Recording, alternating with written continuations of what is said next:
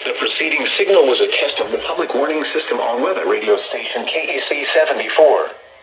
During potentially dangerous weather situations, specially built receivers can be automatically activated by the signal to warn of the impending hazard. I was coming. Tests of the signal and receiver's performance are normally conducted by the National Weather Service between 11 a.m. and noon Eastern Time each Wednesday. If there is a threat of severe weather, the test will be postponed to the next available good weather day.